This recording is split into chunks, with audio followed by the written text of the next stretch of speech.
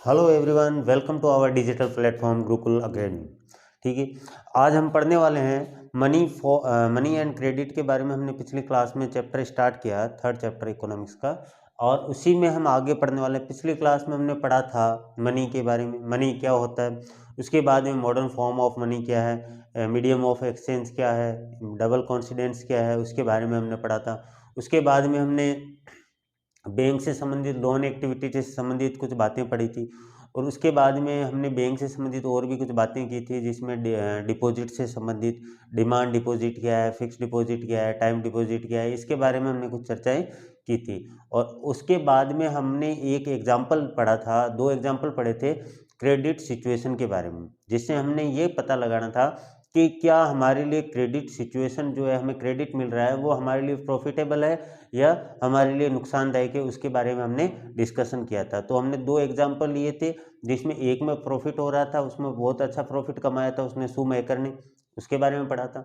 और दूसरा था एक किसान आदमी, जिसके वो क्या हो गया, डेप्थ में ज़्यादा, मतलब उस पर लोन वगैरह ज़्यादा हो गया, जिसके कारण उसको ज़मीन का कुछ पोर्शन बेचना पड़ा, जिससे क्या हुआ कि उसके लिए वो जो क्रेडिट था वो क्या थी, नेगेटिव हो गया। ठीक है, तो कहीं पे फायदेमंद है तो कहीं पे नुकसानदायक भी है। ये सारी चीज़ें हमने पिछली क्लास में एग्जाम्पल के साथ हमने पढ़ी थी।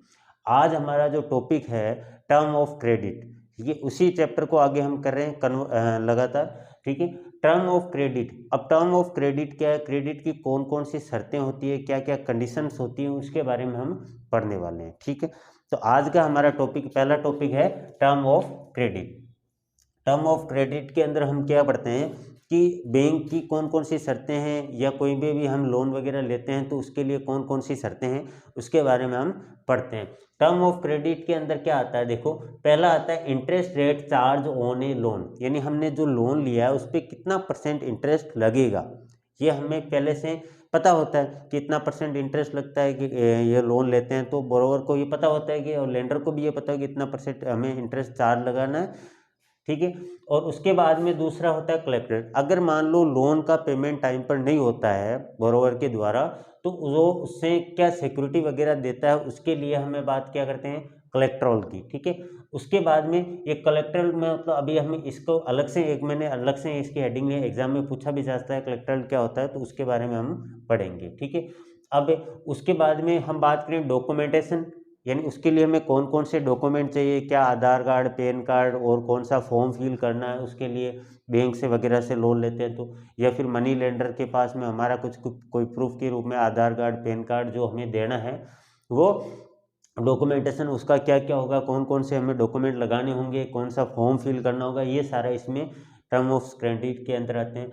मोड ऑफ रीपेमेंट, और किस तरीके से हम लोन का वापस पेमेंट करेंगे, ये किस्तों में होगा, वार्षिक होगा, क्वार्टरली होगा, या फिर जैसे मान मंथली होगा, ठीक है, या वीकली होगा, जो भी होगा, मोड ऑफ रीपेमेंट क्या होगा, वो हम, ये सारी चीज़ें अगर जिसमें शामिल होती है, उसी को क्या बोला जाता है, term of credit. Loan are collectively known as a term of credit. ठीक है, तो आपसे एग्जाम में क्वेश्चन पूछा जा सकता है, ऐसे भी कुछ इंटरेस्ट रेट चार्ज होने, इनको एक्सप्लेन भी कर सकते हो कि एक हेडिंग बना के भी। लेकिन इंटरेस्ट रेट क्या होती है, मैंने आपको समझाया। इंटरेस्ट रेट होती है जो कितने परसेंट टैक्स, वो टैक्स का, सॉरी, इंटरेस्ट है वो किस पे लगाया जाएगा, 8%, 10%, 24%, जो भी होगा इंटरेस्ट चार्ज किया जाएगा, उसको वो फिर जो संपत्ति हमने सिक्योरिटी के रूप में दी है, वो डॉक्यूमेंटेशन, और किस तरीके से हमारा पेमेंट होगा, वो सारा का सारा अगर हम इन सबको शामिल कर लें तो वो होते हैं टर्म ऑफ क्रेडिट। ठीक है, तो ये हमारा था टॉपिक, छोटा सा, टर्म ऑफ क्रेडिट। अब इसमें एक वर्ड आया, देखो, कौन सा, कलेक्टर, मतलब संपत्ति के रूप में। अब देखो क्या होता है, an assets that a borrower own, यानी जिसका मालिक कौन है, जो पैसे उधार लेके जा रहा है, वो वाला बोरोवर। ठीक है, वो मालिक है, और जी किस फॉर्म में, या तो वो कैसे हो सकती है, कोई भी संपत्ति, एसेट्स जो है वो लैंड के रूप में, बिल्डिंग के रूप में, व्हीकल के रूप में हो सकती है, लाइव स्टोर, कोई जानवर, गाय भैंस, उसके रूप में हो सकती है, घोड़े के रूप में हो सकती है, डिपॉजिट विथ बैंक, और बैंक के पास उसका कितना जमा है उस रूप से, या कोई एफडी वगैरह के डॉक्यूमेंट दे दे। तो इस तरीके से वो सारा का सारा जो लोन रीपेड, अगर वो लोन टाइम पर नहीं पे करता है तो वो सिक्योरिटी के रूप में उसको दे देता है, जिससे वो पैसे उधार लेके आता है लेंडर को। तो उसको हम क्या बोलते हैं, कलेक्टर के रूप में बोलते हैं। संपत्ति एक सिक्योरिटी है हमारी, ठीक है। अब ये तो हो गया, ये हमारा टर्म ऑफ क्रेडिट भी हो गया और मैंने ये टॉपिक भी आपको बता दिया। अब हमारे पास में ये जो मैंने एक लाइन वो लिखी है यहाँ पे, देखो, the term of a credit depend on the nature of the borrower and the lender. अब जो ये टर्म है, ये क्रेडिट की टर्म है, इंटरेस्ट रेट क्या चार्ज की जाएगी या डॉक्यूमेंट कौन कौन से चाहिए, ये सारी किस पे डिपेंड रहती है, बोरोवर और जो लेंडर है पैसे उधार दे रहा है उसके ऊपर डिपेंड करता है कि कितना हमें % टैक्स चार्ज इंटरेस्ट रेट लगाना है, कितना क्या करना है, ये सारी चीज़ें क्या क्या डॉक्यूमेंट हमें, सिक्योरिटी क्या चाहिए नहीं चाहिए, ये सारे इन दोनों के बीच की बात होती है। इन दोनों के बीच में जो एग्रीमेंट होगा उसी आधार पे ये काम होगा, ठीक है। तो ये टर्म ऑफ क्रेडिट है वो अलग अलग बैंक के और व्यक्ति के बीच में अलग होता है। मनी लेंडर जो अपने गाँव में मिलते हैं या साहूकार वगैरह होते हैं तो उनसे जो पैसे लिए जाते हैं तो उनका टर्म ऑफ क्रेडिट है वो अलग होगा, ठीक है। तो अलग अलग व्यक्ति अलग अलग जो सिचुएशन के हिसाब से, नेचर के हिसाब से अलग अलग हो सकता है, ठीक है। ये था हमारा छोटा सा टॉपिक टर्म ऑफ क्रेडिट के बारे में, ठीक है।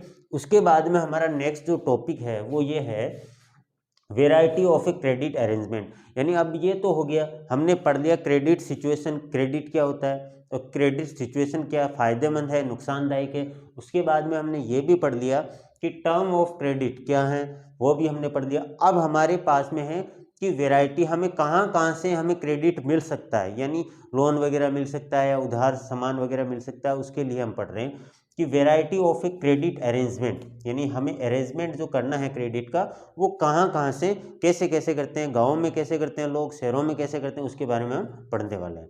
तो पहला है फॉर रूरल, गाँव के लिए most popular credit arrangement are credit from money lender. ज़्यादातर हम मनी लेंडर से, जिनके पास ज़्यादा पैसे होते हैं उससे उधार ले लेते हैं, ठीक है। गाँव में ऐसे का देखने को मिलता है। क्रेडिट फ्रॉम साहूकार, साहूकार से हम उधार ले लेते हैं। Credit from regional rural bank, जो ग्रामीण बैंक होता है वहाँ से हम उधार ले लेते हैं। उसके बाद में क्रेडिट फ्रॉम कोऑपरेटिव सोसाइटीज़, जैसे कोऑपरेटिव सोसाइटी होती है उससे हमें लोन वगैरह ले लेते हैं। गाँव में यही देखने को मिलता है कि हमें लोन जो है अवेलेबल है, कहाँ से हो सकता है, क्रेडिट हमें कहाँ से अवेलेबल हो सकता है। तो गाँव में ज़्यादातर या तो हम क्या करते हैं, अरेंजमेंट करते हैं, मनी लेंडर से ले लेते हैं, साहूकार से ले लेते हैं, या फिर ग्रामीण बैंक से ले लेते हैं, या सोसाइटी से ले लेते हैं, साहूकारों से ले लेते हैं। ये सारा सिस्टम था गांव, यानी गांव के लोगों को वो पैसे जो क्रेडिट है वो कहाँ से अवेलेबल करवाते हैं, कैसे व्यवस्था करते हैं, उसके बारे में ये टॉपिक, ठीक है। अगला हमारा है कि शहर के लोग जो हैं, अर्बन जो एरिया के अंदर है, वहाँ पे क्रेडिट फैसिलिटी किस तरीके की होती है,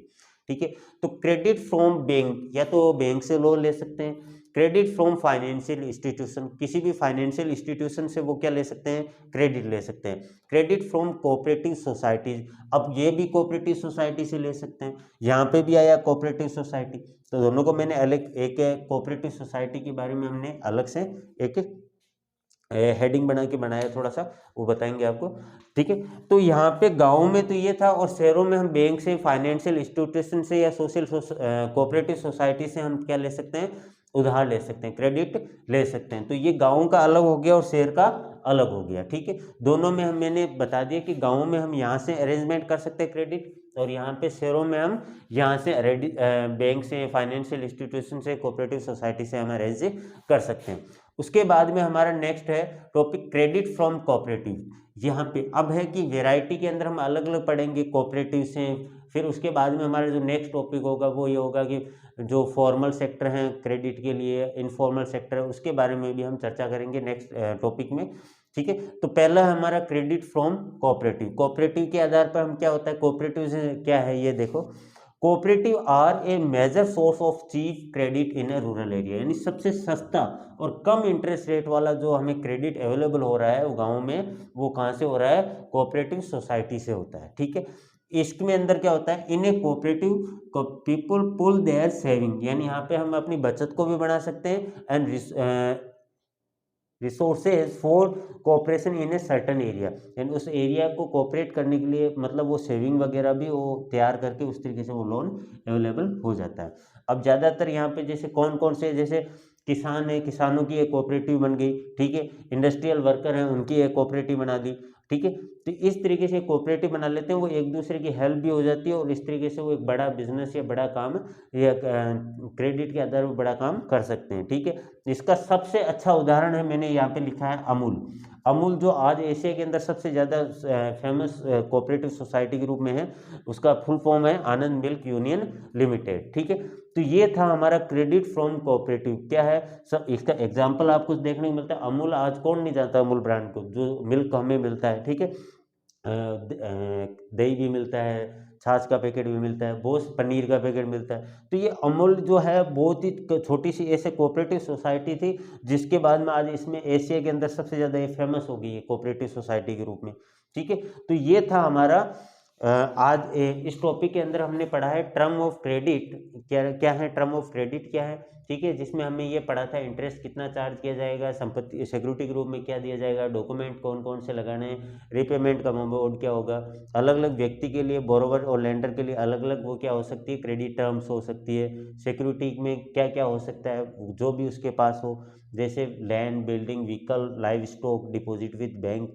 ठीक है, ऐसा। उसके बाद में हमने पढ़ा कि अरेंजमेंट, क्रेडिट अरेंजमेंट कहाँ कहाँ से हो सकता है, गांव में, रूरल एरिया के अंदर, ठीक है, और अर्बन एरिया के अंदर। उसके बाद हमारा नेक्स्ट टॉपिक था क्रेडिट फ्रॉम कोऑपरेटिव क्या है, और उसका एग्जाम्पल मैंने बताया आपको अमूल। अब हम पढ़ने वाले हैं नेक्स्ट टॉपिक है हमारा फॉर्मल और इनफॉर्मल सेक्टर, जो हमें क्रेडिट अरेंजमेंट के हैं उसके बारे में। ठीक है, तो अब हम पढ़ते हैं। अब हमारा टॉपिक है difference between formal and informal sector. जो हमें क्रेडिट फ्रॉम कोऑपरेटिव और भी अरेंजमेंट थे कौन कौन से इसमें, इसके अलावा हमारे पास दो सेक्टर होते हैं क्रेडिट अवेलेबल के अरेंजमेंट के, एक है फॉर्मल एंड इनफॉर्मल सेक्टर। ठीक है, दोनों को मैंने डिफरेंस से, ऐसे क्वेश्चन एग्जाम में भी आ सकता है कि difference between formal and informal sector. तो उसी तरीके से आपको ये समझ में भी आई। ठीक है, देखो फर्स्ट है फॉर्मल सेक्टर। फॉर्मल सेक्टर क्या होता है, देखो दो सेक्टर होते हैं फॉर्मल और इनफॉर्मल। जैसा एक आपको देखें, जैसे बैंक वगैरह हैं वो किस में आते हैं, फॉर्मल में। और इसके अलावा जो हम गांव में किसी से पैसे उधार लेते हैं, शहरों में किसी से उधार लेते हैं, किसी रिलेटिव से, फ्रेंड से, वो किस में आते हैं, इनफॉर्मल सेक्टर के अंदर। समझ में आई। अब देखो इसमें आप क्या क्या है, the sector in which the term of credit are predetermined. यानी फॉर्मल सेक्टर के अंदर जो टर्म ऑफ क्रेडिट, अभी हमने जो पिछले टॉपिक पढ़ा था उसमें हमने क्या पढ़ा था, term of credit, interest loan interest rate on A loan, security के रूप में, डॉक्यूमेंटेशन, मोड ऑफ पेमेंट, ये सारी चीज़ें पढ़ी थी। वो सारी की सारी फॉर्मल सेक्टर के अंदर पहले से क्या होती है, डिटरमाइंड होती है, पहले से निश्चित होती है कि ये आपको इस तरीके से आपको ये टर्म ऑफ क्रेडिट को फॉलो करते हुए पेमेंट वापस करना है। ठीक है, इसमें क्या क्या आते हैं, जैसे बैंक है, कोऑपरेटिव है, ये सारी इसमें फॉर्मल सेक्टर के अंदर आते हैं। उसके बाद में हमारे पास में इनफॉर्मल सेक्टर, इसमें क्या होता है, इसमें प्री डिटरमाइंड होती है जो टर्म ऑफ क्रेडिट है। तो क्या इसमें प्री डिटरमाइंड होगी, नहीं। इसमें क्या होता है, credit terms are not predetermined, पहले से निश्चित नहीं होती है, and impose as per the wish of a lender. इसमें क्या होता है कि जो जैसी इच्छा होगी, जो लोन दे रहा है उसकी जैसी इच्छा होगी, वो उसी हिसाब से उस पर क्या कर देगा, इम्पोज कर देगा। ज़्यादा कम जो भी इंटरेस्ट रेट है, सिक्योरिटी चाहिए नहीं चाहिए, वो सारी चीज़ें वो इस पर लेंडर है वो इम्पोज कर देता है। ठीक है, लेकिन इसमें क्या होती है, प्री डिटरमाइंड होती है, लेकिन इसमें प्री डिटरमाइंड नहीं होती है। समझ में आ गई बात। नेक्स्ट है, इसके अंदर हम बात करें कौन कौन शामिल है, इसमें है मनी लेंडर, ट्रेडर्स, व्यापारी से हम पैसे उधार लेते हैं, रिलेटिव है, फ्रेंड्स हैं, ये सारे इसमें आते हैं। इसके बाद में हम बात करें फॉर्मल सेक्टर के अंदर क्या आता है, reasonable rate of interest charge. ऐसा नहीं है कि कम ज़्यादा, ऐसा नहीं, जैसा सभी यानी पूरे इंडिया के अंदर बैंक जो इंटरेस्ट रेट चार्ज करेगी, उसी रेट, ये इंटरेस्ट रेट है तो उसी हिसाब से SBI की ये इंटरेस्ट रेट है तो उसी हिसाब से वो इंटरेस्ट चार्ज करेंगे, 8% 9% जो भी है। ठीक है, यानी यहाँ पे क्या होता है, रीजनेबल इंटरेस्ट रेट जो है वो क्या की जाती है, चार्ज की जाती है। लेकिन यहाँ पे है हायर इंटरेस्ट रेट चार्ज की जा सकती है। कई बार बिना हायर के, यहाँ पे जैसे रिलेटिव फ्रेंड्स है, कई बार ऐसा भी हो जाता है फ्रेंड से वगैरह से बिना इंटरेस्ट रेट के भी आपको पैसा मिल जाए। ठीक है, लेकिन ज़्यादातर अधिकतर यहाँ पे आज देखने को मिलता है कि यहाँ पे जो रीजनेबल रेट ऑफ इंटरेस्ट लगती है, लेकिन यहाँ पे हायर इंटरेस्ट रेट ऑफ जो आपको चार्ज करते हैं इस लोन पे। ठीक है, उसके बाद में term of credit fair and the reasonable, यानी यहाँ पे जो टर्म ऑफ क्रेडिट है वो फेयर होगी और रीजनेबल होगी, यानी हिसाब से ज़्यादा ऐसे फालतू में कोई मतलब ज़्यादा इंटरेस्ट लगाना या कोई और भी, जैसे सिक्योरिटी कभी बीच में वापस ले लेना, बेच देना, ऐसा कुछ नहीं होगा। जब आप लोन का पेमेंट कर दोगे तो आपने जो सिक्योरिटी दी है वो वापस आपको, जो कोई भी डॉक्यूमेंट दिया है, ज़मीन के दिए हैं, बिल्डिंग के दिए हैं, तो वो आपको, गाड़ी के दिए हैं तो वो आपको वापस मिल जाते हैं, ठीक है। लेकिन यहाँ पे सारा काम रीजनेबल। लेकिन अगर आपने यहाँ पे बात करें, term of credit are very tough. यहाँ पे क्या होती है, बहुत ही ज़्यादा टफ होती है। अब जैसे कोई मनी लेंडर से पैसा उधार लिए तो वो बोले मेरे को अभी के अभी पैसे चाहिए, ठीक है, तो इसमें टफ भी हो सकता है, आसान भी हो सकता है, वो बात अलग है। लेकिन यहाँ पे क्या होता है, अनरीजनेबल, तो उस टाइम जब उसके पास में होगा नहीं तो वो इस हिसाब से पेमेंट नहीं कर पाएगा। लेकिन यहाँ पे आपको एक मतलब जो टर्म ऑफ क्रेडिट है वो सिस्टम है, इसमें भी हो सकती है, लेकिन कई बार मामला उल्टा भी हो सकता है, ठीक है। इसमें क्या होता है, फॉर्मल सेक्टर को सुपरवाइज कौन करता है, इनकी देख रेख कौन कर, भाई ज़्यादा इंटरेस्ट रेट तो नहीं लगा रहे हैं, सिक्योरिटी को कहीं वो यूज़ में तो नहीं रहे, जैसे कोई बिल्डिंग वगैरह है तो वो उसमें यूज़ में तो नहीं ले रहे हैं, टाइम टू टाइम पेमेंट आ रहा है तो भी। तो इसको सारे को सुपरवाइज करने का काम बैंकों का, इसमें कौन होता है, आरबीआई सुपरवाइज करता है फॉर्मल सेक्टर के अंदर। लेकिन अगर हम बात करें इसके अंदर, कोई भी बैंक है जो आरबीआई है या कोई अदर बैंक है वो सुपरवाइज नहीं करता, वो मनी लेंडर है, उसकी इच्छा के अनुसार वो अपने हिसाब से, अपनी इच्छा के अनुसार उसको क्या करता है, as a wish of lender, ये उसी के अपने मन के हिसाब से वो क्या करता है, सुपरवाइज करता है, ठीक है। उसके बाद में bank require a security, bank को क्या चाहिए, फॉर्मल सेक्टर के अंदर हमें लोन लेने के लिए सिक्योरिटी भी चाहिए और प्रॉपर डॉक्यूमेंटेशन की जरूरत पड़ती है, ठीक है। लेकिन इनफॉर्मल सेक्टर के अंदर हमें यहाँ पे किसी भी प्रकार के ना तो सिक्योरिटी की जरूरत पड़ेगी, ना प्रॉपर डॉक्यूमेंटेशन की जरूरत पड़ेगी। लेकिन यहाँ पे क्या होता है, कई बार क्या होता है कि हम बार बार लोन, रिपीटेड लोन, जैसे एक व्यक्ति से ले लिया फिर दूसरे व्यक्ति से ले लिया, तो इस तरीके से अगर हम लोन लेते हैं तो इसमें क्या होता है कि वो डेब्ट का कारण हो सकता है, हमारे ऊपर बहुत ज़्यादा कर्जा हो सकता है इनफॉर्मल सेक्टर के अंदर। ये मैंने अलग से लिखा है, ठीक है। ये था आपका फॉर्मल और इनफॉर्मल सेक्टर। फॉर्मल सेक्टर में क्या है, ये term of credit pre determined होती है, इसमें प्री डिटरमाइंड नहीं होती है। लेकिन इसमें क्या क्या शामिल है, बैंक और कोऑपरेटिव, इसके अंदर money lender, traders, relative, friend, ये सारे शामिल हैं। इसमें रीजनेबल रेट ऑफ इंटरेस्ट लागू होती है, लेकिन इसमें हायर इंटरेस्ट रेट लागू की जाती है, ठीक है। इसमें जो टर्म ऑफ क्रेडिट है वो फेयर है और रीजनेबल है, लेकिन इसमें टर्म ऑफ क्रेडिट है वो थोड़ी टफ भी है और अनरीजनेबल है।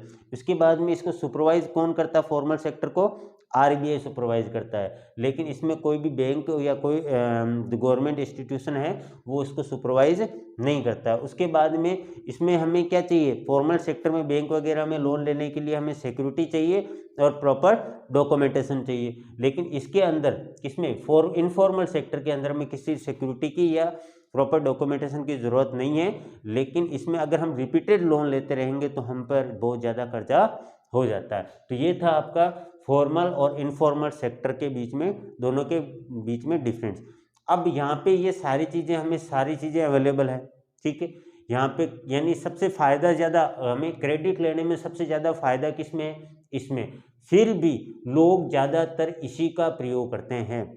क्यों करते हैं, उसका कारण क्या है, ये देखिए। इसका आंसर है आपके next, the poor are still dependent, अभी भी किस पे डिपेंड है, किस पे, इनफॉर्मल सोर्स ऑफ क्रेडिट पे। ऐसा क्यों है, इसका आंसर आपके एग्जाम में पूछा जा सकता है कि आजकल अभी भी लोग हैं ज़्यादातर फॉर्मल सेक्टर से क्रेडिट ना लेकर ज़्यादातर इनफॉर्मल सेक्टर से क्रेडिट लेते हैं। उसका रीज़न क्या है, क्यों लेते हैं, ऐसा क्यों करते हैं लोग, तो उसका आंसर आपके ये है। फर्स्ट देखो, द रीज़न है, reason is that bank are the not present everywhere. पहला कारण है कि या तो वहाँ पे बैंक नहीं होगा, तो लोगों को क्रेडिट अरेंजमेंट के लिए कहाँ पे जाना पड़ेगा, फॉर्मल में या इनफॉर्मल में। बैंक है ही नहीं तो कहाँ जाना पड़ेगा, इनफॉर्मल में। अगर बैंक है, अगर बैंक है, अगर वहाँ पे बैंक प्रेजेंट है, तो getting a loan from a bank is a much more difficult than getting a loan from a informal sources, ठीक है। लेकिन बैंक से लोन लेना बहुत ही डिफिकल्ट है। जैसे हम किसी रिलेटिव के पास जाएंगे तो उससे कहेंगे मुझे 50,000 या 1 लाख रुपए क्रेडिट चाहिए, लोन के रूप में चाहिए, तो वहाँ से हमें फटाफट मिल जाएंगे, उसी टाइम मिल जाएंगे, तुरंत मिल जाएंगे। लेकिन यहाँ पे हमें बैंक से लोन लेने के लिए 1 लाख के लोन के लिए हमें 5 दिन 7 दिन डॉक्यूमेंट तैयार करने पड़ेंगे, सिक्योरिटी तैयार करनी पड़ेगी, उसके बाद बैंक जाना पड़ेगा, फिर यहाँ से साइन करवाओ, वहाँ से साइन करवाओ, इस तरीके से वो बहुत लंबा प्रोसेस होगा। इसी तरीके से जो बैंक्स अगर प्रेजेंट भी है तो वहाँ से लोन लेना बहुत क्या हो जाता है, डिफिकल्ट हो जाता है, जैसे हम इनफॉर्मल सेक्टर से ले सकते हैं। ठीक है, दूसरा कारण हो गया। तीसरा, bank demanding proper documentation and security. Bank में क्या चाहिए, प्रॉपर डॉक्यूमेंट चाहिए, तो डॉक्यूमेंट तैयार होने में भी टाइम लगेगा, और सिक्योरिटी भी। ठीक है, तो हमें सिक्योरिटी भी is a one of the, अब लोग गरीब लोगों के पास तो सिक्योरिटी कहाँ से लाएंगे, जब उनके पास सिक्योरिटी भी होती तो फिर वो लोन लेने की जरूरत ही नहीं थी। ठीक है, तो सिक्योरिटी की व्यवस्था नहीं हो पाती है, या फिर प्रॉपर डॉक्यूमेंट तैयार नहीं हो पाते, उसके कारण हम किस सेक्टर में जाते हैं, इनफॉर्मल सेक्टर में। किस में जाते हैं, इनफॉर्मल सेक्टर में। ठीक है, उसके बाद में बात करें आगे, security is one most of a common reason of that prevent the poor from obtaining loan from bank. इसी कारण से जो गरीब लोग हैं वो बैंक से लोन नहीं ले पाते हैं। फिर है as a inform lender know the people. अब है, लोग क्या करते हैं, जिसको पैसे चाहिए बोरोवर को, अब गांव में जब हम लेंडर से पैसे लेने जाएंगे तो वो क्या होगा, वो पर्सनली उस व्यक्ति को जानता है, जिसके कारण वो उसमें लोन वगैरह they are give them loan without any security, बिना सिक्योरिटी के लोन दे देता है। At a time they also provide loan to pay off a previous loan. कई बार वो लोन हमें पुराने लोन को पेमेंट करने के लिए भी हमें ले लेते हैं, but they are charge high interest rate, लेकिन वो ज़्यादा इंटरेस्ट रेट चार्ज करते हैं। ठीक है, proper documentation is also not there, यहाँ पे भी प्रॉपर डॉक्यूमेंटेशन इनफॉर्मल सेक्टर के अंदर नहीं है। ठीक है, तो कारण क्या है, हम फॉर्मल सेक्टर से लोन ना लेकर कहाँ लेते हैं, इनफॉर्मल में क्यों लेते हैं। पहला कारण, या तो बैंक नहीं है, अगर बैंक है तो प्रोसेस बहुत डिफिकल्ट है, सिक्योरिटी चाहिए, प्रॉपर डॉक्यूमेंटेशन चाहिए। उसके बाद में हमारे पास में ये बात करें कि इनफॉर्मल सेक्टर में क्या होता है, फटाफट तुरंत लोन मिल जाता है, और उसके बाद में हमें कोई इंटरेस्ट रेट भी ज़्यादा चार्ज तो लगती, इंटरेस्ट तो ज़्यादा लगता है, और कई बार किसी पुराने लोन को पेमेंट करने के लिए भी हमें यहाँ से लोन मिल जाता है, इनफॉर्मल सेक्टर से जल्दी मिल जाता है, और उसके बाद में हमें सिक्योरिटी वगैरह की ज़रूरत यहाँ पे नहीं पड़ती, क्योंकि वो उसको पर्सनली जानता है, इसीलिए देता है। ठीक है, तो ये कारण होता है जिसके कारण हमें जो गरीब लोग हैं वो आज भी किस पे डिपेंड हैं, इनफॉर्मल सोर्स पे। अब ये गरीब जरूर नहीं, और भी कई व्यक्ति होते हैं, जैसे सिंपल आदमी, मिडिल क्लास आदमी, उसको भी कभी किसी कारण से, किसी ओकेजन पे, या घर में किसी काम से, या कोई घर की आवश्यकताओं को पूरा करने के लिए भी इनफॉर्मल सेक्टर से लोन लेने की सुविधा, वो लोन ले सकता है। ठीक है, तो इस तरीके से हर व्यक्ति को ये फॉर्मल और इनफॉर्मल सेक्टर दोनों मैंने बताए। उसके बाद हम बताया कि कौन से सेक्टर में लोग हैं ज़्यादा आज भी डिपेंड रहते हैं, किस पे, इनफॉर्मल सोर्स पे। ठीक है, तो अब एक बार वापस रिपीट कर देता हूँ, हमने पढ़ा क्या इसमें, in difference between formal and informal. Formal में हमने पढ़ा था कि ये पहले से इसमें जो term of credit pre determined होती है, इसमें प्री डिटरमाइंड नहीं होती है, जैसे बैंक कोऑपरेटिव, इसमें मनी लेंडर, साहूकार वगैरह ये। ठीक है, relative friend, reasonable rate of interest इसमें चार्ज की जाती है, लेकिन इसमें हायर इंटरेस्ट रेट लागू की जाती है। इसमें क्रेडिट जो है टर्म है वो फेयर एंड रीजनेबल है, लेकिन यहाँ पे बहुत ही टफ है और अनरीजनेबल है। ठीक है, इसमें सुपरवाइज आरबीआई के द्वारा होती है, इसमें कोई बैंक या गवर्नमेंट इंस्टीट्यूट सुपरवाइज नहीं करता है। ठीक है, लेकिन यहाँ पे सिक्योरिटी और प्रॉपर डॉक्यूमेंट चाहिए, यहाँ पे ऐसा कुछ नहीं है। ठीक है, प्रॉपर ना सिक्योरिटी चाहिए ना प्रॉपर डॉक्यूमेंट की जरूरत है। ठीक है, यहाँ पे क्या होता है, रिपीटेड लोन अगर हम लेते रहते हैं तो हम बहुत ज़्यादा कर्जा हो जाता है। फिर है कि हम फॉर्मल सेक्टर में ना जाकर इनफॉर्मल में क्यों जाते हैं, या तो बैंक नहीं है, बैंक है तो प्रोसेस डिफिकल्ट है, हमें सिक्योरिटी चाहिए, डॉक्यूमेंट चाहिए। ठीक है, जबकि यहाँ पे इनफॉर्मल सेक्टर में तो व्यक्ति एक दूसरे को पर्सनली जानता है, जिसमें वो जल्दी बिना किसी मतलब डिले के, या कोई सिक्योरिटी के, या प्रॉपर डॉक्यूमेंटेशन के उसको लोन मिल जाता है। ठीक है, तो इसलिए लोग आज भी फॉर्मल सेक्टर की बजाय किस सेक्टर में जा रहे हैं, इनफॉर्मल सेक्टर की तरफ जा रहे हैं। ठीक है, अब हमारा इस चैप्टर के अंदर एक छोटा सा टॉपिक बचा है, सेल्फ हेल्प ग्रुप। ठीक है, तो अब हम पढ़ेंगे उस